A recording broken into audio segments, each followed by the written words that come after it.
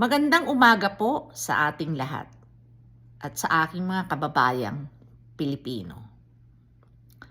Meron lang po akong tanong. Bakit? Bakit at bakit tayo pinarurusahan ng mga tao sa gobyerno? Kasalanan po ba natin na ibinoto natin sila? Na iniluklok natin sila sa kanilang mga posisyon para gumawa ng magandang batas na protektahan ng mga Pilipino ang mga karapatan, ang pag-unlad at pagbabago.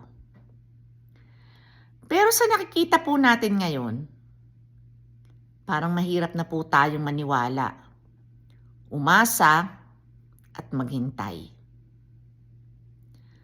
Ang tangi lang po nating hiling, sana po gawin nila yung tama, yung totoo at makatarungan at mabigyan ng hustisya ang mga taong dapat ang tumanggap nito.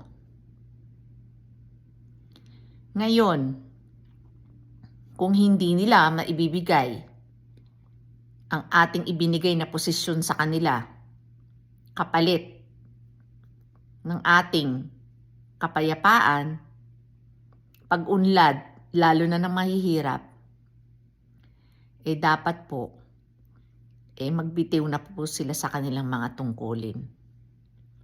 Dahil una, mas nakakadagdag pa po sila ng problema at isipin sa mga taong Pilipino. Ang hiling ko lang po, sana po gawin nyo yung tama, yung totoo, at bigyan nyo ng hustisya ang mga taong dapat at deserve na makatanggap nito. Hindi yung pinapaboran nyo, yung mga ilan lang na nagpasasa, nagpakasarap, kung totoo man yan, naglustay ng kaba ng bayan. Kawawa po ang mga Pilipino. Lalo na po yung mga mahihirap. Walang tahanan, walang makain, binabaha. Lahat kayo nagkamal ng pera. Sana po makonsensya naman kayo. Bigyan nyo ng hustisya ang mga Pilipino. Yan lang po at magandang araw.